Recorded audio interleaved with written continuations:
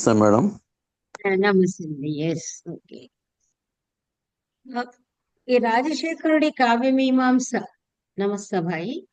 రాజశేఖరుడి కావ్యమీమాంస చూస్తూ ఉంటే ఏమనిపిస్తుంది అంటే మరొక శ్రీరామచంద్రుడి గారి పరిచయం లాగా ఉంది నాకు. అంటే ఇది ఒక ప్రాజెక్ట్ వర్క్. రవీంద్ర గారు లాంటి వాళ్ళు ఏమంటారు, మేడం ఇది కూడా చెప్పండి మొత్తంగా అని అంటారు. అందువల్ల ఇప్పుడు స్థూలంగా పరిచయాలు ఇచ్చేసి తర్వాత మనము కాలం ముందు ముందు కనుక కాలం మనకి అనుమతిస్తే ఒక 5 చాప్టర్లు ఏ విధంగా అయితే మనకు అర్థశాస్త్రంలో ఒక 4-5 అధికరణాలు ఎలాగైతే ఇంపార్టెంటో ఇందులో కూడా 5 అధ్యాయాలు అద్భుతమైన ప్రక్రియ చేశాడు. అవన్నీ మనం చేయలేం కానీ చేస్తాను కొన్ని ఏమై అసలు మొత్తంగా ఈయన చాలా గ్రంథం ఉండిందంట, గురువు గారు చెప్తారు. కానీ అన్ని దొరకలేదు. ఇంకా 3 మామూలుగా ఒక్కొక్క పార్ట్ చేసుకున్నాడు, ఒక పార్ట్ అవైలబుల్ ఉంది అని ఆయన పరిచయాలు రాశారు, ఇంట్రడక్షన్. ఈ ఉన్న ఒక్కదానిలోనే 18 అధ్యాయాలు ఉన్నాయి. ఇప్పుడు మనకు లభ్యమవుతున్న దానిలోనే 18 అధ్యాయాలు ఉన్నాయి.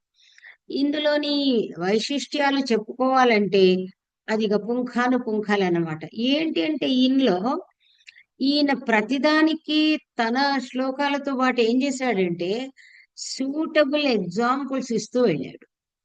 ఈయన సూటబుల్ ఎగ్జాంపుల్స్ ఇస్తూ వెళితే మన గురువు గారి కాంట్రిబ్యూషన్ ఏమిటంటే అసలు ఆయన మామూలుగా రాజశేఖరుడు ఏదైతే మెన్షన్ చేస్తూ ఉంటాడో ఆ శ్లోకాలు, ఉదాహరణ శ్లోకాలు ప్రస్తావిస్తూ ఉంటాడో, ఇక్కడ ప్రాబ్లం ఏంటంటే మనకు ఆ శ్లోకాలు ఎక్కడివిరా దేవుడా అని ఎంత బుర్ర బదలు కొట్టుకున్నాం.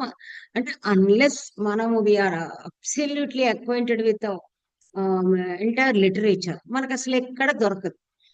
అయితే గురువు గారు ఆ శ్లోకాల సోర్స్ చెప్పి ఆ శ్లోకాల అర్థాన్ని కూడా వివరించారు. ఆ శ్లోకాల అర్థాన్ని వివరించడంతో పాటు ఏ విషయానికి అసలు ఆయన ఏం చెప్పిన విషయాలు వింటే, నేను చెప్పాను కదా మహా అయోమయం అన్నమాట, అయోమయం జగన్నాథ్. ఆయన ఏవైతే టెర్మినాలజీ వాడాడో రాజశేఖరుడు, ఆ టెర్మినాలజీని కూడా గురువు గారు వివరించారు, ఎక్స్ప్లెయిన్ చేశారు, వాట్ డస్ ఇట్ మీన్ అని. అది మీకు తర్వాత ప్రసంగవశాత్తు చెప్తారు. సో ఈ విధంగా ఉన్నప్పుడు దానిలో మళ్ళీ గురువు గారే ప్రారంభంలోని మనం ఎవరైతే ఔత్సాహికులు అంటాం కదా, ఎవరైతే ఇంట్రెస్ట్ ఉంటుందో వాళ్ళు కొనుక్కుని ఉంటే కనుక ఇంట్రడక్షన్ లోనే ఇందులో ఎన్ని అధ్యాయాలు చాలా అంటే ప్రతి వాళ్ళు అర్థం చేసుకోగలరు కూడా. అవసరము అనేది సంగతి పక్కన పెడితే కొంచెం మనకి అవగాహనకు అందుతుంది. మిగిలిందంతా కూడా పాండితీ పరంగా ఉంటుంది. అంటే ఎందుకంటే వ్యాకరణాన్ని గురించి మాట్లాడతాడు, నామాఖ్యాత ఉపసర్గలు అంటాడు, దానికి సంబంధించి ఉదాహరణలు ఇస్తాడు, ఇంకా వేరే వేరే చాలా విషయాలు చర్చిస్తాడు. అందువల్ల అవి ఎలా ఉంటుంది అంటే ఈ థరో స్టడీకి మాత్రం ఇట్ ఈస్ హైలీ హెల్ప్ఫుల్. కాకపోతే ఎవరైతే ఫీల్డ్ లో ఆల్రెడీ వర్క్ చేస్తూ ఉన్నారో, కొంచెం అనుభవం ఉన్న వాళ్ళు ఉన్నారో వాళ్ళకి అదే అదే ఇట్ ఈస్ అండర్స్టూడ్ అనమాట. ఈవెన్ మీలాంటి వాళ్ళకి కూడా ఇట్ ఈస్ అండర్స్టూడ్. మనం స్థూలంగా కనుక జస్ట్ చాప్టర్స్ చూసుకుంటే ఇదంతా నేను మీకు చెప్పినట్టుగా ఎట్లాగో మెటీరియల్ తర్వాత నేను మీకు సప్లై చేస్తాను, అంటే like power point or anything. 18 అధ్యాయాల్లో నేను ఒక ఓన్లీ జస్ట్ 10 అధ్యాయాల వరకు తీసుకున్నాను. ఆ 10 అధ్యాయాల్లో కూడా 11 అధ్యాయాల వరకు తీసుకున్నాను. వాటిల్లోని కంటెంట్ కూడా మీకు ఇవ్వబోతున్నాను. ఇప్పుడు ఊరికే మీకు చెప్తున్నాను. ముందు ఆయన ఏం చేస్తాడు, అసలు శాస్త్ర సంగ్రహ అంటాడు. అంటే శాస్త్ర సంగ్రహం మనకి, మీరు నాట్యశాస్త్రం చదువుకున్నారు, అర్థశాస్త్రం చదువుకుంటున్నారు. అర్థశాస్త్రంలో మొట్టమొదలంతా ఆయన ఏమేమి ఉన్నాయి అనేది కంటెంట్స్ చెప్తాడు ప్రథమాధికరణంలో. మనం ఇంతకు ముందు చెప్పుకున్నాం ఏమని, ఇతని స్టైల్ అంతా కూడా అర్థశాస్త్రము కామసూత్రము స్టైల్ ఉంటుంది అని కూడా మనం మాట్లాడుకున్నాం. సో అదే విధంగా ఈయన శాస్త్ర సంగ్రహంలో, నేను అదే రాశాను, ఇంగ్లీష్ లో ఇస్తున్నాను ఇది ఎందుకంటే ఈ టైపింగ్ ఈజీ ఉంటుంది పవర్ పాయింట్ కానీ. Brief introduction of Kavya Mimamsa by the author himself. ఇప్పుడు గురువు గారు ఇచ్చిన ఇంట్రడక్షన్ కాదు, రాజశేఖరుడే దాని యొక్క ఇంట్రడక్షన్ ఇస్తాడు. సో దానిలో ఇంపార్టెంట్ శ్లోకాలు కూడా ఉన్నాయి, అవి 1, 2, 3 నేను పెట్టాను. ఆ తర్వాత ఏంటంటే ఇంట్రెస్టింగ్ అధ్యాయ 2 శాస్త్ర నిర్దేశ అంటాడు చూడండి. తస్యాయం అధికరణ ప్రకరణ సముద్దేశ అని మీరు అర్థశాస్త్రంలో చదువుకున్నారు. వన్స్ యూ స్టార్ట్ రీడింగ్ మీకు అర్థశాస్త్రం చదువుతున్న ఫీలింగ్ వస్తుంది అన్నమాట. అందులో ఏం చేస్తాడు ఈయన, course the views of Kautilya and he include sahitya vidya to the list of 4 stated by Kautilya. అంటే ఇక్కడ ఏం చేస్తాడు, క్లాసిఫికేషన్ ఆఫ్ లిటరేచర్ అంటాడు, లిటరేచర్ ఎన్ని విధాలు అంటాడు, దృశ్యము శ్రవ్యము అంటాడు, మళ్ళీ దానిలో ఏమంటాడు, శాస్త్రము కావ్యము, కావ్యమేమో దృశ్యము శ్రవ్యము, శాస్త్రం అనేది శాస్త్రం అంటాడు. తర్వాత అన్ని విద్యల యొక్క స్వరూపము చాలా వివరంగా చెప్తాడు. All this happens in second అధ్యాయ. థర్డ్ ఏం చేస్తాడు, మన స్టోరీ చెప్పుకున్నాము, కావ్య పురుష ఉత్పత్తి అని దానికి ఒక చిన్న స్టోరీ చెప్పేస్తాడు. కావ్య పురుషుడు అంటే సాహిత్య వధువు. తర్వాత ఇందులో మంచి శ్లోకాస్ ఉన్నాయి. తర్వాత వాళ్ళ టూరు చెప్పాను కదా, ఆల్ ఓవర్ ఇండియా, అదంతా కూడా మనకి ఏమేమి స్టేట్స్ కోట్ చేశాడు అనేది ఇదంతా కూడా నేను ఈ సిరీస్ లో కాకుండా నేను ఇందాక అన్నట్టు అది కంప్లీట్ గా ఒక సపరేట్ లెక్చర్ది మనం పెట్టుకోవాల్సి వస్తుంది. ఏమేమి దేశాలు తిరిగాడు, తర్వాత వాటికి మోడర్న్ టర్మ్స్ ఏంటి, గురువు గారు ఎలా ఇచ్చారనేది వి టేక్ ఇట్ ఆఫ్టర్, ఇంకొక అది సపరేట్ పెట్టుకుందాం. ఈ సిరీస్ లో కొంచెం మనం ముందుకు సాగితే ఏమవుతుంది, ఎందుకంటే దట్ వీ కెన్ హ్యావ్, ఎవరైతే జిజ్ఞాసులు ఉంటారో మీలాంటి వాళ్ళు అది వేరే పెట్టుకుందాం. ఈ సాహితీ నందనంలోని సిరీస్ లో అక్కర్లేదు, వాటికి విల్ హ్యావ్ సపరేట్ క్లాసెస్, అది పెట్టుకుందాం. That will be good. Otherwise ఈ సాహితీ నందనం మనం ఎప్పుడైతే సామాజికులకని అనుకున్నామో అలాంటప్పుడు అంత డీటెయిల్స్ వీళ్ళకి అవసరం ఉండదు. తర్వాత మళ్ళీ ఇంకొకటి ఏం చేశాడంటే పదవాక్య వివేకం అంటూ దానిలోనే స్టూడెంట్స్ ది క్లాసిఫికేషన్ ఇచ్చాడు. ఇది మన లాస్ట్ రికార్డింగ్ లో ఉంటుంది. అంటే ఎలా ఉంటాడు, సహజ బుద్ధి ఉన్నవాడు, కృత్రిమ ఆహార్య బుద్ధి, ఇంకా సహజ ప్రతిభ లేకుండా అభ్యాసవశాత్తు నేర్చుకున్నవాడు ఒకడు. ఆయన ఏమంటాడు ముద్దుగా, బుద్ధిమాన్ ఆహార్య బుద్ధి దుర్బుద్ధి అంటాడు. అంటే ఒకటి దుర్బుద్ధి అంటే ఏంటంటే వాడికి ఎంత చెప్పినా వినిపించుకోడు, వాడు మన మూర్ఖస్య అని మనం అన్నట్టుగా వాడికి తెలియదు, చెబితే వినిపించుకోడు. ఎవడైతే బుద్ధిమాన్ అని ఒక టర్మ్ ఇచ్చాడు, అది లాస్ట్ రికార్డింగ్ లో మీకు ఉంది. బుద్ధిమాన్ అంటే వాడు బుద్ధిమంతుడు, సహజంగా బుద్ధిమంతుడు, మంచి దానిపైన అదే విధంగా శ్రద్ధ ఉన్నవాడు, కాబట్టి వాడు మన నంబర్ 1 ర్యాంక్ వాడు అనమాట. ఇంకా మిడిల్ మ్యాన్ ఎవరైతే ఉన్నారో అతను ఏంటంటే సహజంగా లేకపోయినప్పటికీ కూడా గురువు దగ్గర శిష్యరకం చేసి విని చేస్తాడు అని. అది కూడా ఏం చేశాడంటే ఆ సందర్భంలో అసలు అతను ఎలా అంటే ఇక్కడ శిష్యుడు అనేది ఏదైతే చెప్తున్నాడో గురువు శిష్యులు అని కాదండి, చాలా అద్భుతంగా మీరు లాస్ట్ రికార్డింగ్ కనుక విన్నట్టు, శిష్యుడు అంటే శాస్త్రం అర్హతి ఇది శిష్య అని దాని నిర్వచనం. ఇక్కడ శిష్యుడు అనేది ఏంటంటే కావ్య మీమాంసను గురించి చెప్తున్నాడు కాబట్టి కవి కాదలుచుకున్నవాడు అని అర్థం అనమాట. కవి కాగోరిన వాడు చేయాల్సిన పని ఏమిటి, ఎవరి దగ్గరికి వెళ్ళాలి, ఎలాంటి మెటీరియల్ చదువుకోవాలి, ఎలా చదువుకోవాలి, ఇవన్నీ ఎవరు చేయాలి అంటే ఆహార్య బుద్ధి. అంటే ఎవరైతే తనకు కవి సహజ ప్రతిభ లేకున్నా కొంచెం చేయాలనుకుంటాడో అతను చేయాల్సిందంతా కూడా మనకు పదవాక్య వివేకం అనే చాప్టర్ లో చెప్తాడనమాట. అది కూడా శిష్యాస్ అంటే అందుకే రాశాను, లెర్నర్స్ అన్నాను. తర్వాత ఇంటలెక్ట్ ఎన్ని రకాలుగా అని చెప్తాడు. ఇందులోనే ఏం చేస్తాడు ఈయన, ప్రతిభా వ్యుత్పత్తి, అది కూడా మీకు జస్ట్ అది ఇవాళ నేను చెప్తాను. తర్వాత ఇక్కడ ఏం చేస్తాడు అంటే 2 టైప్స్ చెప్తాడు. ఇక్కడ దాకా మనం 4+5 వెరీ ఇంపార్టెంట్. 5 వరకు మనకి ఏమవుతుంది అంటే ఆ మన ప్రతిభ ఏదైతే మీరు చదువుకున్నారో, లేక కావ్య ప్రకాశంలో ఏదైతే ప్రతిభ వ్యుత్పత్తి అభ్యాసం అని చదువుకున్నారో, అండ్ ఒక్కొక్కసారి ఈయన వివరణ పద్ధతి చూస్తుంటే మనకు ఆనందవర్ధనుడు దాని తర్వాత ఇవ్వడనమాట. అసలు ఆనందవర్ధనుడు ఇందులో నుంచి కూడా ఏమన్నా ఐడియాస్ తీసుకున్నాడా అనే భావం మాత్రం అవశ్యంగా మనకు కలుగుతుంది అనమాట. కాబట్టి ఈ పదవాక్య 4వ దానిలోనేమో ఇది చెప్తాడు, క్లాసిఫికేషన్ కొంచెం పెద్దగానే ఉంటుంది. దీనిలో ఇంకొకటి ఏం చెప్తాడు అంటే 2 ప్రతిభ అని చెప్తూ ప్రతిభా వ్యుత్పత్తి అభ్యాసం అని చెప్పకుండా ప్రతిభ అని తీసుకుంటాడు. ఆ ప్రతిభ అనేది 2 విధాలని చెప్తాడు. ఈయన చెప్పే స్టైల్ భలే ఉంటుంది. అంటే ఒక శక్తి అనేది ఉండాలి, ఆ శక్తి ప్రతిభ. యాజ్ ఆల్రెడీ యూ హ్యావ్ మన you have understood through this Prakasa etcetera. ఆ శక్తి అనేది లేకపోతే, కవిత్వ శక్తి లేకపోతే కవిత్వం రానే రాదు. అయితే దానిలో ప్రతిభ అనేది ఏదైతే ఉంటుందో, ప్రతిభ అనేది దాన్ని వివరిస్తూ ఆయన ఏమంటాడు, ప్రతిభ రెండు రకాలు ఉంటుంది అంటాడు. వ్యుత్పత్తి అనేది వేరుగా చెప్పేసేస్తాడు. ప్రతిభను రెండు రకాలు చెప్తాడు. అభ్యాసం అనేది ఏదైతే ఉందో, మీకు అందుకే చెప్పాను, దీని ఏమిటయ్యా అని మీరు కంగారు పడొద్దు, ఇది దీనిలో టేబుల్ ఫామ్ లో మీకు ఇస్తాను అని చెప్పాను. ఆ ప్రతిభ అనేది ఏదైతే ఉందో దానిలోనే అభ్యాసం నిబిడీకృతమై ఉంటుంది. ఎలా నిబిడీకృతమై ఉంటుందంటే, ఇతను ఏం చేస్తాడు, ప్రతిభ రెండు రకాలని చెప్తాడు, చాలా అద్భుతంగా చెప్తాడు. కారయిత్రి భావయిత్రి అంటాడు. ఇక్కడ ఈ కారయిత్రి భావయిత్రి అనేది మనకు చాలా ఇంపార్టెంట్.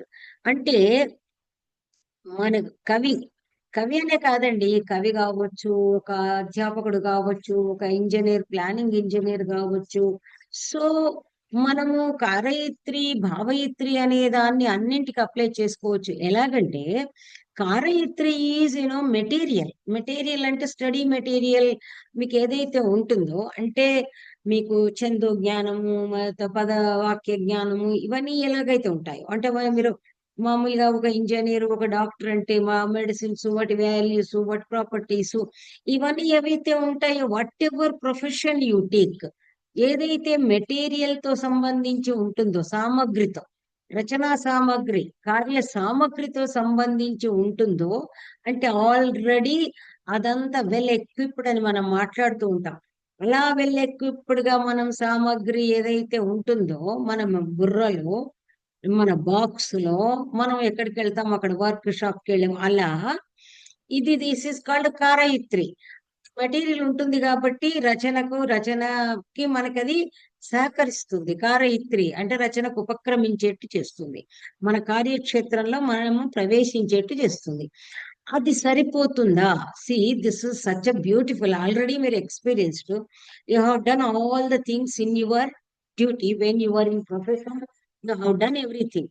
కాబట్టి ఇప్పుడు ఎట్లా అంటే ఎట్లా చేశారు మీరు, నిజం చెప్పాలంటే మీకు సింహావలోకనం, మీరు ఎలా పని చేశారబ్బా, ఇప్పుడు నేను ఎలా డిసిషన్ తీసుకున్నాను, అది ఎలా ప్లాన్ చేశాను అని మీరు ఒకసారి వెనక్కి వెళ్ళండి, గతంలోకి వెళితే ఇక్కడ మీ మైండ్ కూడా అప్లై చేస్తారు. మీరు you will plan, you have some idea, ఏం దట్ ఈస్ కాల్డ్, ఈయన ఎంత ముద్దుగా చెప్తాడు, భావయిత్రి అంటాడు. అంటే భావన చేయగలిగే శక్తి, భావుకుడు. కవి అనేవాడు మెటీరియల్ బట్టి మనకేదో, మన చెప్తారు కదా, ఆ కొంతమంది నిజంగానే అపహాస్యంగా మాట్లాడతారు ఈ కొన్ని రచనలు, ఏదో చిటపట చినుకులు పడుతూ ఉంటే లాంటి ఉంటే అందులో సాహిత్యం ఏముంది అంటారు అన్నట్టు. ఇదంతా కూడా ఏమిటి, పదాలు, శబ్దాలంకారాలు, ఎట్సెట్రా ఎట్సెట్రా. కానీ మనం ఒకసారి మల్లాది రామకృష్ణ శాస్త్రి గారి లిటరేచర్ కనుక వెళితే, ఆ రహస్యంలో ఉన్నటువంటి స్థుతి కానివ్వండి, లేదా మీరన్న సలలిత రాగ సుధారస సారం లాంటివి కానీ మనం చూస్తుంటే, ఆ సాహిత్యము అందకుండా లోతుల్లోకి ఉంటుంది. ఆ భావం ఎలా ఉంటుంది అంటే, కవి ఈ శబ్దాడంబరము, అలంకారాలు కాకుండా మరొక భావన ప్రపంచంలోకి మనని తీసుకెళ్ళిపోతున్నాడు. సో ఆ భావన ప్రపంచంలోకి తీసుకెళ్లే శక్తి ఏదైతే ఉంటుందో కవి, ఎప్పుడు వస్తుంది అది, కవి భావుకుడైతే వస్తుంది.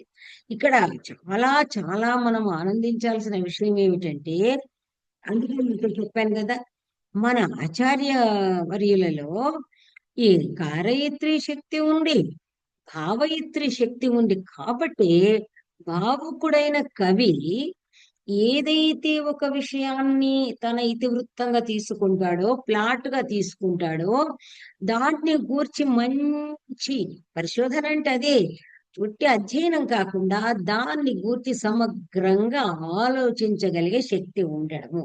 కాబట్టి ఇతడు మొట్టమొదటిసారిగా ప్రతిభను రెండుగా విభజించి కారయిత్రి, భావయిత్రి అని విశ్లేషిస్తాడు. దానిని గురించి డీటెయిల్డ్ స్టడీ నేను మీకు చెప్పాను కదా, దానిలో పుస్తకంలో అంటే ఊరికే పారాగ్రాఫ్, నేను చెప్పిందే దాన్ని ఇంకా డీటెయిల్ గా పారాగ్రాఫ్ లో ఆయన చెప్తాడనమాట. కాబట్టి కారయిత్రి భావయిత్రి చెప్పిన తర్వాత ఇంకొకటి ఏం చెప్తాడంటే, మనకు ఆ మనము సాధారణంగా ఇందాక మనం చెప్పినట్టు, ఇప్పుడు ఏదో పాట అని మనం చెప్పాను కదా.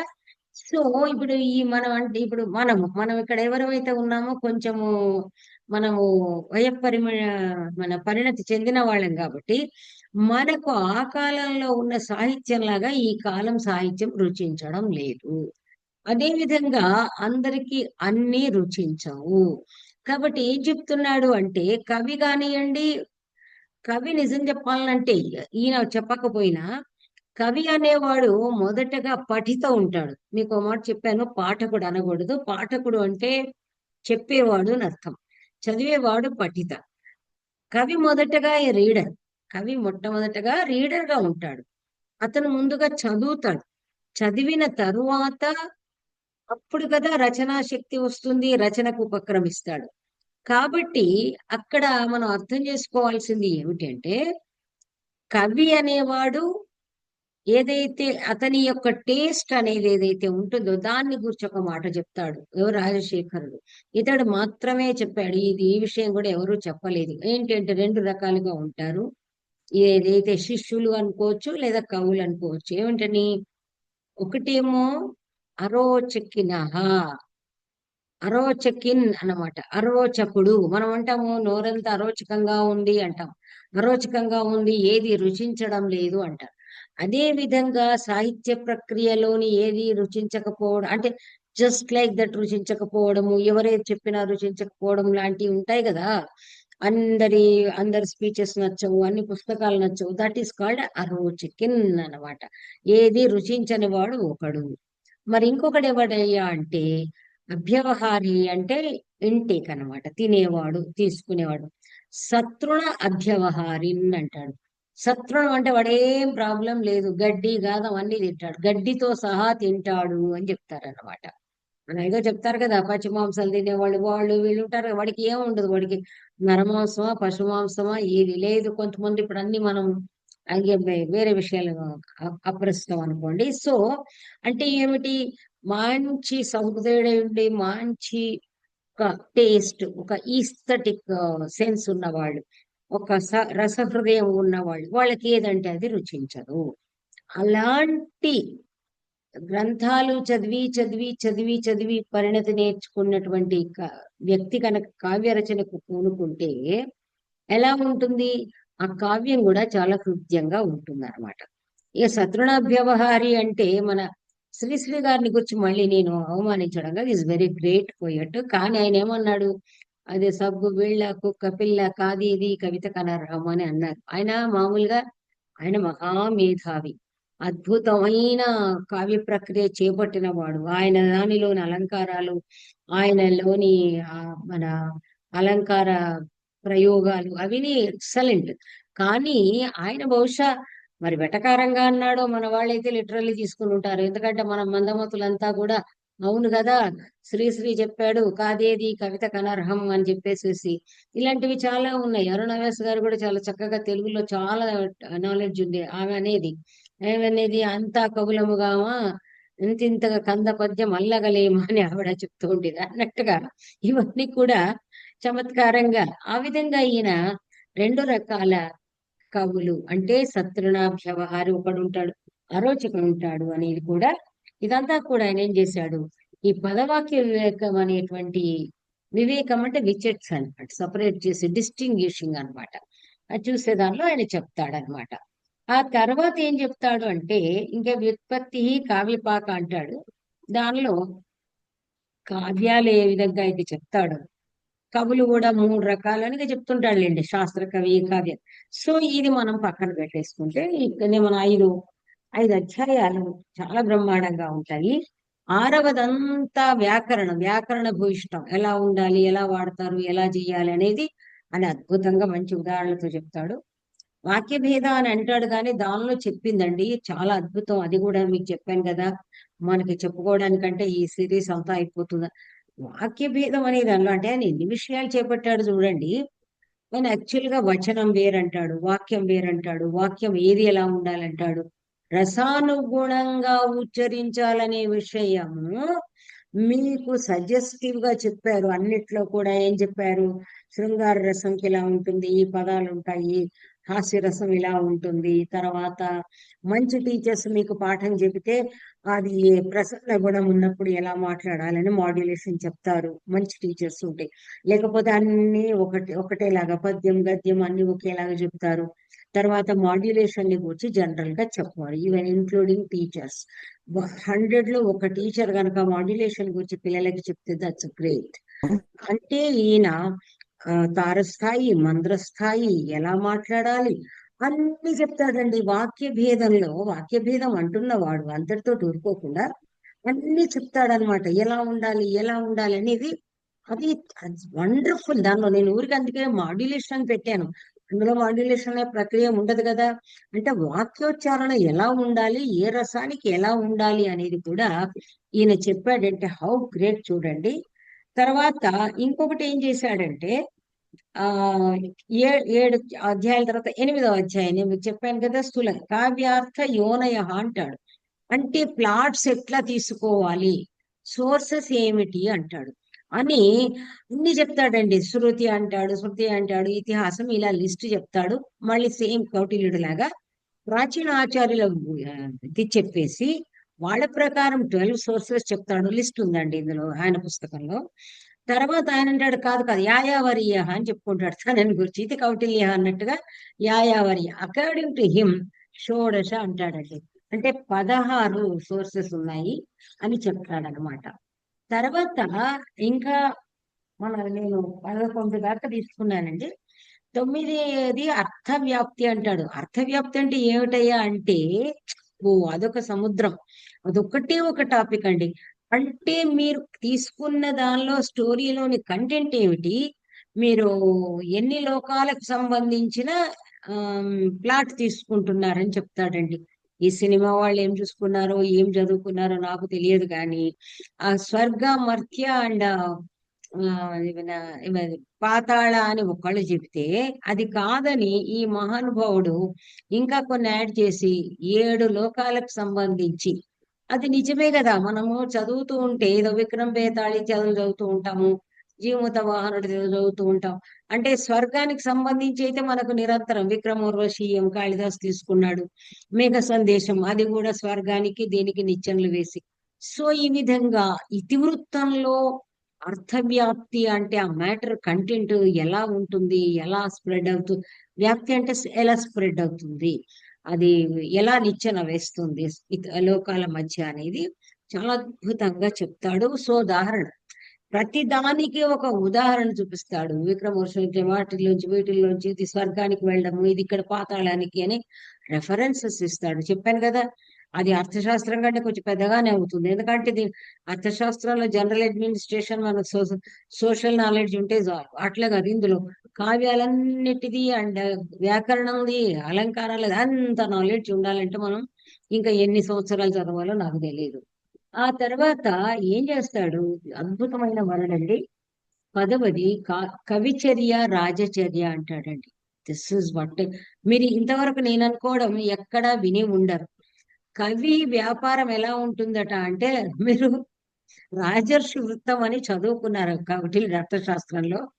సో రాజు వ్యవహారం ఎలా ఉంటుందో కవి వ్యవహారం అలా ఉంటుందట, అలా ఉండాలట. అంటే వాట్ డస్ ఇట్ మీన్ అంటే, రాజు దగ్గర అందరూ కూడా ఎక్కడ ఎవరు ఏ విధంగా ఉండాలి, ఏ విధంగా మాట్లాడాలి, ఏ విధంగా అని చెప్తాడు.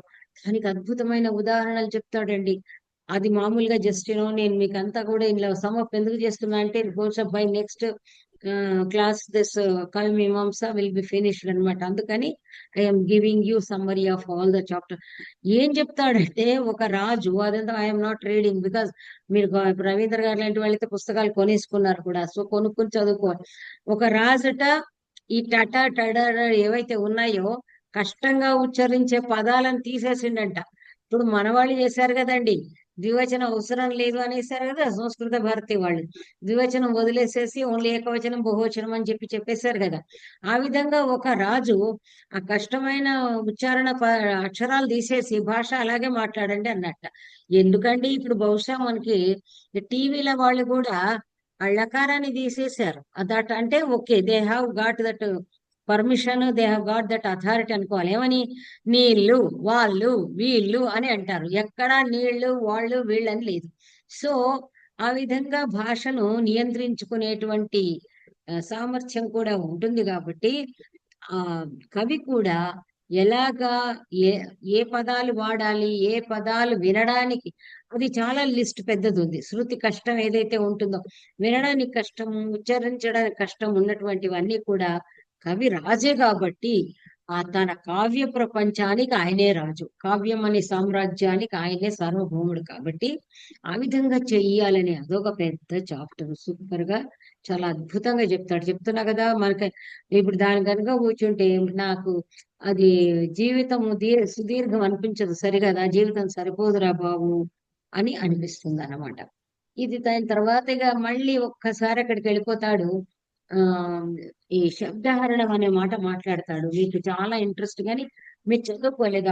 ఆనందవర్ధనుడికి బహుశా ఇన్ఫ్లుయెన్స్ ఉన్నట్టుగా ఉంది, కానీ ఈయన ఇన్ఫ్లుయెన్స్ ఉంది లేదని చెప్పడానికి లేదు. బికాజ్ ఆల్మోస్ట్ ప్రాక్సిమిటీ ఉంటుంది వాళ్ళ కాలంలో.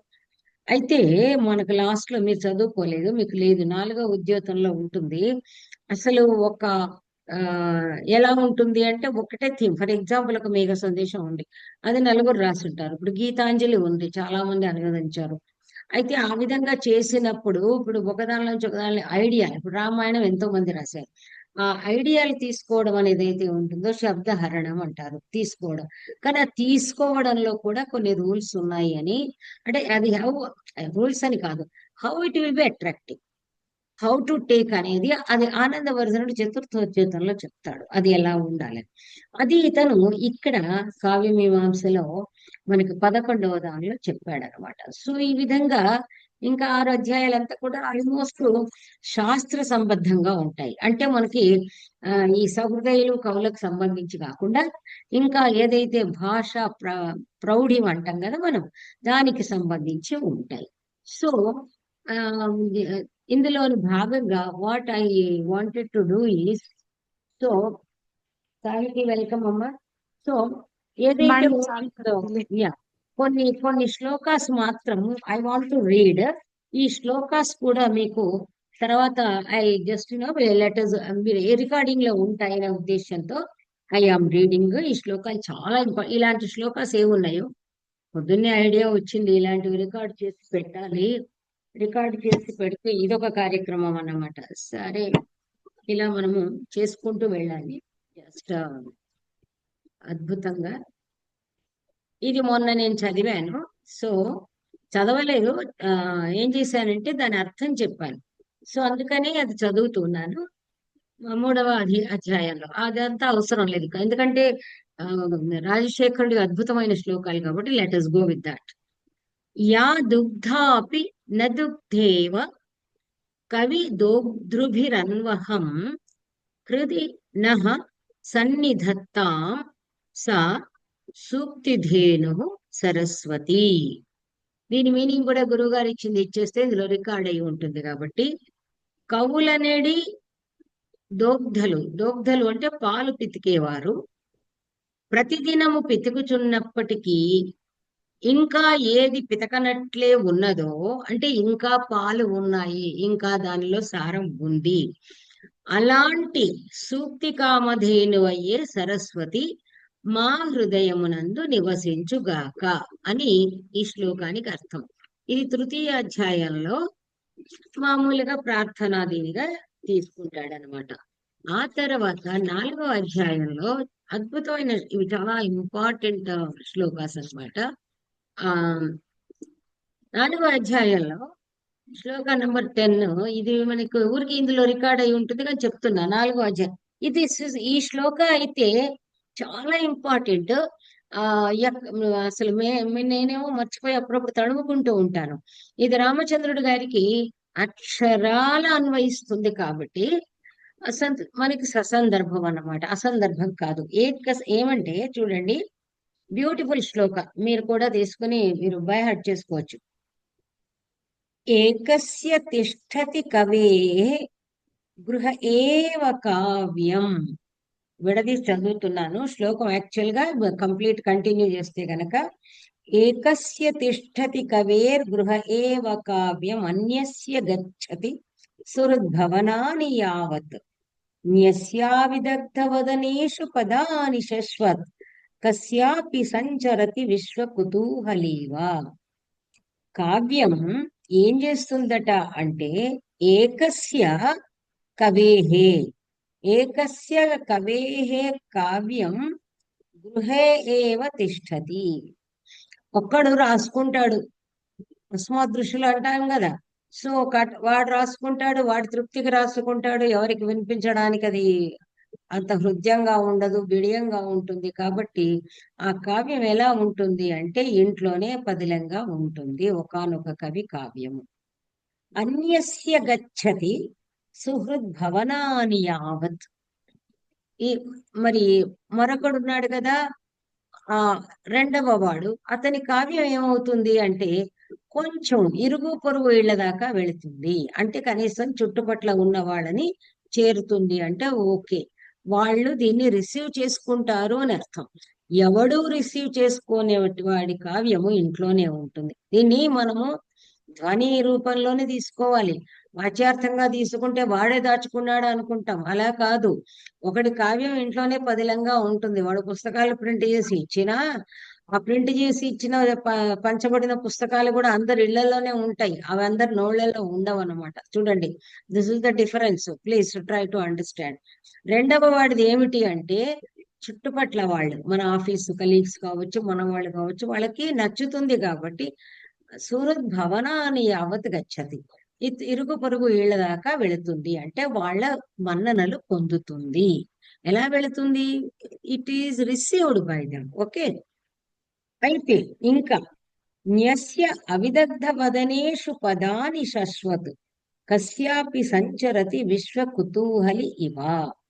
ఇక మరొకటిది ఎలా ఉంటుంది అంటే ఏమీ రానివాడు, అవిదగ్ధ. అవిదగ్ధ అంటే పండితులు కాని వాళ్ళ నోళ్లలో కూడా, వాళ్ళ నోళ్లలో అడుగు పెట్టి ఏం చేస్తుంది మొత్తము. అంటే మామూలుగా అది వెళ్ళాలి. వెళ్ళడానికి ఏం కావాలి మనకి? మెట్లు కావాలి, సారీ, స్టెప్స్ కి ఒకటి కావాలి. కాబట్టి ఎలా పోతుంది అంటే మామూలుగా నీకు కావ్య రచన చేయరాకపోయినప్పటికీ కూడా మంచి కావ్యాన్ని అందరి నోళ్లలో, ఇప్పుడు మీరు చూడండి, భజగోవిందం ఉంది.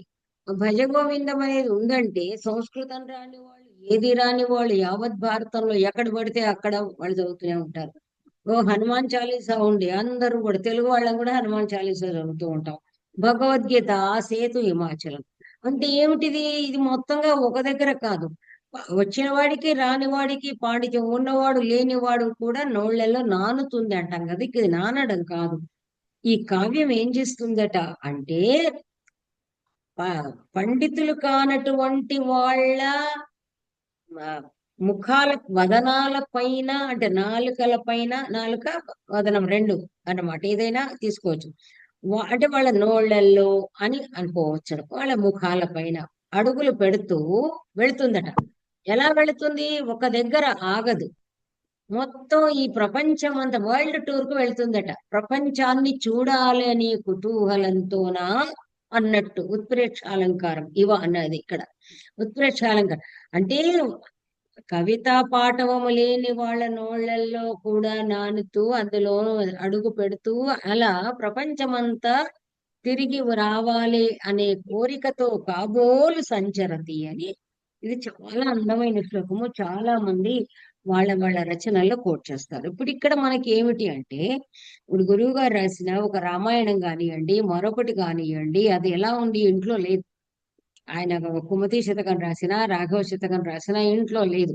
అది అలా అలా అలా వెళ్ళి ఆయన రాసిన రామాయణము, పాశ్చాత్య తత్వశాస్త్ర ఇతిహాసము, హిందూ మతము, ఇంకా ఇంగ్లీష్ లో రాసినటువంటి ఎగ్లిటేరియన్ పీస్ సీకింగ్ ట్రెడిషన్ అనే పుస్తకం, ఈ గీతాంజలి, ఇవన్నీ కూడా విశ్వ కుతూహలీవా, ప్రపంచాన్ని చూడాలి అన్నట్టుగా వెళ్ళాయి అనేది మనకి చూసుకుంటే అది ఎంత అందులోనూ పర్టికులర్లీ ఇప్పుడు తెలుగు అంటే తెలుగు దేశానికి మనకు ఏమవుతుంది, సీమితం అవుతుంది.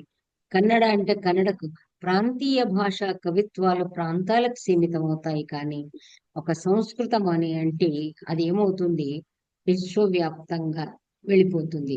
ఎందుచేతనంటే మామూలుగా ఇంగ్లీష్ ఎలాగైతే వెళ్ళిందో, మామూలుగా జర్మన్ వాళ్ళు కదా శాకుంతలం ఎట్సెట్రా వాళ్ళు తీసుకెళ్ళి, ఇప్పుడు వేదాలు మ్యాక్స్ ముల్లర్ తీసుకెళ్ళి ఈ విధంగా వెళ్ళింది. కాబట్టి అందులో గనక ఉంది అంటే సారము వచ్చినవాడు, ఇప్పుడు వేదం ఎవరికి మన ఎవరికి రాదు, అయినా సరే ఓహో ఏ మీటింగ్ అయినా సరే సహనాభంతో మాట్లాడుకుంటాము. సో అది వేదం, కానీ ఇది రాదు అని కాదు కదా, అలా వెళ్ళిపోతూ ఉంటాయి అని చెప్పాడనమాట. Such a beautiful thing. ఆ తర్వాత ఇంకొక శ్లోకము, ఇంకో రెండు మూడు ఉన్నాయి, మీకు చూపిస్తాను. ఇంకా చాలా ఉన్నాయి, అన్ని శ్లోకాల ఆణిముత్యాలే కానీ బాబోయ్ అంతలేదు. మీకు ధ్వన్యాలోకం మీరు చదువుకున్నారు. అసలు ప్రథమోద్యోగం చదువుకున్న వాళ్ళకి రిమైండరు, చదువుకోని వాళ్ళకి ఇన్ఫర్మేషన్. ఏమిటి అంటే ఉత్తమ కావ్యం అంటే ఏముంది అని అంటే అందులో ఏముంది, ఇదైతే మీకు ఛాయ అనిపిస్తుంది. ఇది దీనిలోని మన రెప్లికా అంటాం కదా, దీనిలోని ఐడియాని ఆనందవర్ధనుడు వాడాడా అని మనకు అనిపిస్తుంది. ఏమని, అసలు ఉత్తమ కావ్యం అంటే ఏమిటయ్యా అంటే ఒకడు ఏం చెప్పాడు, ఇందులో ఏమున్నది, మంచి చాతుర్యం ఉందా, మరి రసం ఉందా, ఇదంతా ఉంటే అబ్బో ఏం లేదు, అది ఏం చెప్పాలి అంటే కిం స్వరూపం జడస్య అని చెప్పేసి ఒక శ్లోకం ఉంది చూడండి, అది అలాగే ఇది ఉంటుంది. ఇది జస్ట్ చదువుతాను, దాని అర్థం కూడా చెప్తాను. కస్త్వం భో కవిరస్మి కాప్యభినవా సూక్తి సఖే పఠ్యతాం త్యక్తా కావ్య కథైవ సంప్రతిమయా కస్మాదిదం శ్రూయతాం యః సమ్యక్ విమినక్తి దోషగుణయోః సారం స్వయం సత్కవిః సోస్మిన్ భావక ఏవ నాస్తి అథ భవేత్ దైవ న నిర్మత్సరః. ఇక్కడ ఏం చెప్తున్నాడు, కస్త్వం భో, అయ్యా ఎవరవయ్యా నీవు, కవిరశ్మి కవిని నేను, సరే కాపి అభినవా సూక్తి, ఏమన్నా కొత్త రచన రచించావా, సఖే పఠ్యతాం ఒకసారి చదివి వినిపించు. ఎక్కడనయ్యా, త్యక్తా కావ్య కథైవ సంప్రతిమయ, అయ్యా ఈ మధ్య నేను కావ్యం రాయడం అనేదే వదిలిపెట్టేశాను. కస్మాత్ ఎందుకయ్యా అని అడుగుతున్నాడు మిత్రుడు. శ్రూయతాం వినవయ్యా, ఏమిటి అంటే సమ్యక్ వివినక్తి దోష గుణయోః సారం స్వయం సత్కవిః సో అస్మిన్ భావక ఏవ నాస్తి అథ భవేత్ దైవా న నిర్మత్సరః. ఇక్కడ ఏం చేద్దాము, ఇప్పుడు విద్వానేవ విజానాతి విద్వజ్జన పరిశ్రమం. ఎవడైనా కవి అయితే వాడికి కవి పడే పురుటి నొప్పులు తెలుస్తాయి, కవిత్వం రాని వాడికి తెలియదు. కాబట్టి ఎవరైనా కవి ఈ కాలంలో కావ్యం రాయాలంటే, నేను మంచి చక్కగా చెప్పుకోవచ్చు ఇది రాయి రావట్లేదు అనకుండా, సో కావ్యం రాయాలంటే కావ్య రచనను గూర్చి తెలిసి స్వయంగా కవి అయి ఉన్నవాడు, మనము రాసిన కావ్యంలోని గుణదోషాలను వివేచించగలిగిన వాడు, మనకు సలహా కావ్యజ్ఞ శిక్షయ అభ్యాసం చదువుకుని అలా చెప్పగలిగిన వాడు ఉండాలి. అలాంటి వాడు, అలాంటి భావకుడు లేనే లేడు ఈ రోజుల్లో, అలాంటి భావకుడు లేనే లేడు. కాబట్టి ఇంకా ఒకవేళ ఎవడైనా ఉన్నా వాడు నిర్మత్సరుడు అయి ఉంటే బాగుండును. అంటే అది భవేత్ నాస్తి అథ అథ భవేత్ దైవాత్ న నిర్మత్సరః. ఒకవేళ దైవవశాత్తు ఉన్నా వాడు మాత్సర్యము లేనివాడుగా ఉండాలి కదా, ఉండడు. కాబట్టే నేను కవిత్వం రచించడం లేదు అన్నాడు. అయిపోయింది. అంటే తాను రాయలేకపోవడానికి కవిని అన్నాడు, పరిచయం అడిగితేనేమో కవిని అన్నాడు. మరేమన్నాడు, రాసింది ఉంటే చూపియవయ్యా అంటే, అసలు ఇప్పుడు ఎదురుగా అడిగిన వాడు కూడా యూజ్లెస్ ఫెలో అనుకోవాలా? అసలు ఇక్కడ నా కావ్యం నేను పఠించాలంటే దాన్ని గ్రహించి దాన్ని విశ్లేషించగలవాడే లేడు పొమ్మని చెప్పాడు అనమాట. అందువల్ల ఈ శ్లోకం కూడా I have taken because it is very interesting. And more over ఇదేంటి అంటే ధ్వన్యాలోకంలోని శ్లోకాన్ని పోలి ఉంటుంది అనే ఉద్దేశంతో తీసుకున్నాను. ఆ తర్వాత ఈ కారయిత్రి అనే వాటిని గురించి ఇందులోనే చెప్పాడు. చెప్పి ఏం చెప్తాడంటే, ఆ శ్లోకము చదవకుండా సరిపోతుందేమో, బికాస్ కారయిత్రి భావయిత్రి అన్నారు. కావాలంటే మనకు నోట్స్ లో తీసుకోవచ్చు. ఇంకొక ఒక 2 శ్లోకాస్ చదువుతాను. ఫిఫ్త్ లో ఉన్నాయి, చాలా బాగున్నాయి. 5లో 2 సూపర్ ఇదనమాట.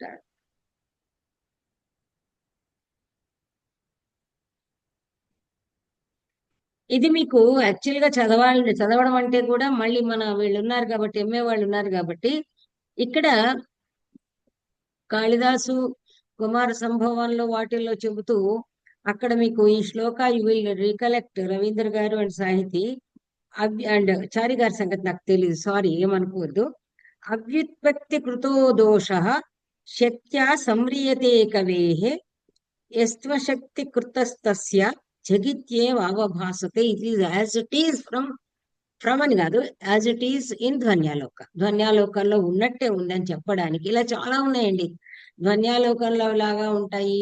ఉదాహరణ శ్లోకాలు వేరు, బట్ దిస్ ఈజ్ ఈయన శ్లోకము ధ్వన్యాలోక శ్లోకం లాగా ఉంది. ఉదాహరణ శ్లోకాలు ఆటోమేటికల్లీ వేరే కావ్యాల నుంచి తీసుకునేవి. ఓకే, ఇంకొక శ్లోకం మాత్రం చదివి వినిపించేసి, ఇది చాలా బ్రహ్మాండంగా ఉంది, అదే మీకు చెప్తాను. సతివక్తరి సత్యర్థే శబ్దే సతి రసే సతి. ఇది కూడా మీరు రికార్డింగ్ విని మంచి చక్కగా చూసుకోండి. అస్థి తన్న వినాయేన పరిస్రవతి వాంగ్మధు. గుణాలు ఉన్నాయి, గుణాలు అలంకారాలు ఇక్కడ ఏది ఉన్నాయి. ఇక్కడ ఏం చెప్తున్నాడు, చాలా అద్భుతంగా చెప్తున్నాడు. ఏమని చెప్తున్నాడంటే, దీనిలో వక్త ఉన్నాడు, ఆ మాట్లాడేది అర్థము ఉంది, శబ్దం ఉంది, రసము ఉంది. కానీ ఇన్ని ఉన్నా కూడా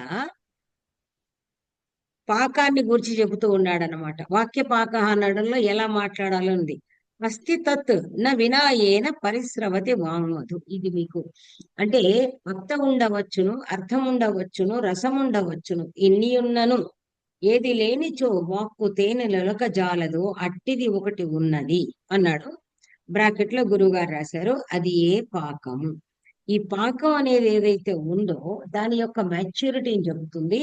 నేను మీకు చెప్పాను కదా, వాక్యము వాక్య పాకము ఎలా ఉండాలి అంటే, వక్త ఉన్నాడు మాట్లాడుతున్నాడు, నిజమే, ఒక అద్భుతమైన శ్లోకం ఉంది ఇందాక మనకు చెప్పినట్టుగా, దాని మంచి అర్థం ఉంది. కానీ దాన్ని చెప్పే విధంగా చెప్పకపోతే, ఆ చదివే విధంగా చదవకపోతే, నేను ఇక్కడ అందుకే రాగయుక్తంగా చదవట్లేదు, కానీ నిజానికి చెప్పాలనంటే మనము కొంచెంగా మీకు ఇఫ్ యూ రియలీ సీ అంటే, మాకైతే I had very good teachers, Telugu పండితులు, అద్భుతమైన గాత్రం ఉన్న వాళ్ళు ఉండేవాళ్ళు. ఆ పద్యాలు ఎలా చదవాలని రామచంద్రుడు గారు కూడా ఆ చాలా మీకు సభల్లో నిజంగా చెప్పాలంటే ఆయన శ్లోకాలు చదివి వినిపించలేదు, కానీ ఒకటి రెండు ఎక్కడో సెమినార్స్ అని కాదు, మామూలుగా మీటింగుల్లో ఒకటి రెండిట్లో చదివా. వారు శ్లోకం చదువుతూ ఉంటే, ఓహో శ్లోకం ఇలా ఉంటుందా అనేది అంత అద్భుతంగా చదువుతారు. మీకు అయితే మీకు సుపరిచితులు ఎవరంటే, నిజం చెప్పాలంటే ఈ శ్లోకాలు చదవడంలో మన ఆచార్య రాములు గారు అద్భుతంగా చదువుతారు. అంటే శ్లోకానికి మనకి ఒకానొక దాని పేరే శ్లోకము. ఇప్పుడు మామూలుగా నేను సింపుల్ గానే చెప్తాను, ఎందుకంటే మళ్ళీ నా గాత్ర మాధుర్యం కోసం కాదు. వాగర్థావివ సంపృక్తౌ వాగర్థ ప్రతిపత్తయే జగత పితరౌ వందే పార్వతీ పార్వతీ పరమేశ్వరం అని. ఇలా అంటే శ్లోకం అంటే ఇలా మనకి, ఎందుకంటే నిజంగా దేవుణ్ణి పిలుస్తున్నట్టుగా, అతనికి మనది అందుతున్నట్టుగా. అందుకే సాంగ్స్ అనేవి పిక్చర్స్ లో పెట్టడానికి కారణం ఏమిటంటే, అది కరెక్ట్ గా వాళ్ళకి ఆ భావము చేరిపోతుంది అని సూచించడానికి. అంటే మామూలుగా కూడా హమ్మింగ్ అనేది ఉంటుంది. ఇప్పుడు మనము మామూలుగా సినిమా వాళ్ళు రాసిన పాటలు ఎలా పాడుకుంటామో ఆ విధంగానే నిజంగా కూడా కులాస సమయాల్లో ఆ కాలంలో ఏ శ్లోకాసో ఏవో ఒకటి ఉండేవన్నమాట. అందువల్ల ఈ పాకం అనేది అంటే వక్త ఉండొచ్చు, కానీ వక్త దాన్ని అర్థం ఉంది, మంచి మెటీరియల్. మనం కూడా మామూలుగా చూస్తూ ఉంటాం, ప్రిపేర్డ్ స్పీచెస్ ఉంటాయి. ప్రిపేర్డ్ స్పీచెస్ లో మరొకడు, కానీ ప్రిపేర్డ్ స్పీచెస్ కూడా సరిగా పలక రాకుండా తడబడుతూ ఉంటారు. అసహ్యంగా అనిపిస్తుంది. ఏదైతే ఒక ఫ్లోగా, ఒక ప్రవాహంగా, ఒక మాడ్యులేషన్ తో ఎక్కడ మంద్రంగా ఉండాలో, ఎక్కడ తారస్థాయిలో ఉండాలో దానికి ఒక మాధుర్యం అనేది చేరుతుంది. దట్స్ కాల్డ్ పాకం. పాకం మనం అంటాం కదా, పాకం వచ్చింది, పాకం వచ్చింది అంటే మనం అందుకే మీకు నిష్పత్తి, రస నిష్పత్తి అన్నమాట. మనం పాకం అనేది ఏం మాట్లాడుతున్నామో అది రస నిష్పత్తి, ఇట్స్ అవుట్కమ్ అన్నమాట. సో ఈ విధంగా ఆ రాజశేఖరుడు చాలా విషయాలు చెప్పాడు. అవి ఎలా ఉన్నాయంటే ఒక అద్భుతమైనటువంటి మహాకవికి మాత్రమే సాధ్యమయ్యేవి. ఆ తర్వాత ఈయన ఎంత శాస్త్రాలు పఠించాడు, ఎంత వాంగ్మయాన్ని చదివాడు అనే దానికి ఉదాహరణ ఎన్నింటిని ఈయన ఉదాహరించాడు. అన్నిట్లో నుంచి మహామహా ఎన్ని శృతులు అంటాడు, ఇవంటాడు. అసలు వేదాలను గురించి చెప్పాడు, వేదాల యొక్క శాఖల గురించి చెప్పాడు.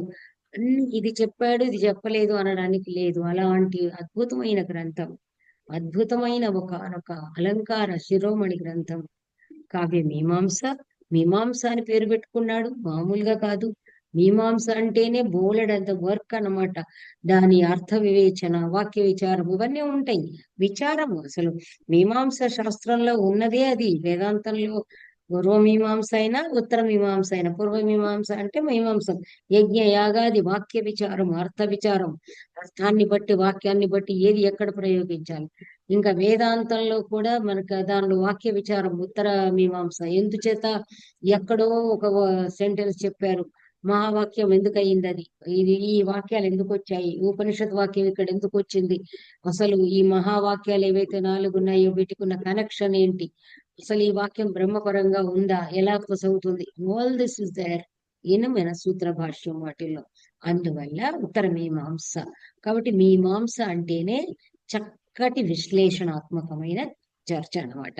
అందువల్ల కావ్య మీమాంస అనే పేరు అత్యంత సార్థకమైన పేరు ఈ గ్రంథానికి. రాజశేఖరుడు అంటే ఈయన రాజశేఖరుడు, కవిశేఖరుడు. ఇలాంటి ఒకానొక ఉత్తమ కవిని ఈయన ఈయన చెప్పాడు.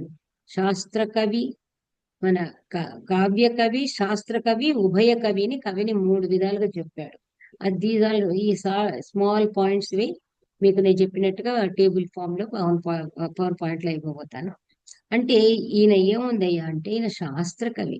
శాస్త్రం వచ్చు, కావ్యం వచ్చు. కాబట్టి శాస్త్ర కవి, కేవలం కావ్యం కాదు. ఈ రకంగా మనం చూసినప్పుడు మన ఆచార్య శ్రీరామచంద్రుడు గారు కూడా, అంటే మనకి ఇప్పుడు చూడండి, ఆ మన భగవద్గీత ఇత్యాదులు అద్భుతమైన ఒక కావ్య ప్రక్రియలో రాశారు ఆదిశంకర్లు. అంటే ఆయన శాస్త్రం చెప్తాడు, శాస్త్రం కావ్య మాధ్యమంలో చెబుతారు. మన ఆచార్యవర్యులు శ్రీరామచంద్రుడు గారు కూడా చెప్పాల్సి వచ్చిన దాన్ని శాస్త్రము కావ్యము, శాస్త్ర కావ్యంలాగా చెప్తారు. ఎన్నో విషయాలు చెప్తారు. కాబట్టి ఇది మనకి నిజంగా చెప్పాలంటే ఈ కావ్య మీమాంస అనే గ్రంథం ద్వారా రామచంద్రుడు గారి ఆ ప్రతిభకి మనకి ఒక చక్కని ఉదాహరణ దొరికింది అని చెప్పుకోవచ్చు. అంటే ఆ రాజశేఖరుని నిజంగా మనం కౌటిల్యుడి అవతారం అంటాము, శంకరాచార్య అవతారం అంటాము, అందరూ గురువు గారిని అలాగే. అదే విధంగా ఏదో అపర వాల్మీకి అంటారు, అపర వ్యాసులు అంటారు. అదే విధంగా ఇక్కడ నిజంగా అపర కవిశేఖర్లు, రాజశేఖర్లను కూడా మనం చెప్పుకోవచ్చు. సో ఇంతటితో ముగిస్తాను. ఈ రోజు కొంచెం నేను కూడా తొందరగానే వెళ్తాను అనుకున్నాను కాబట్టి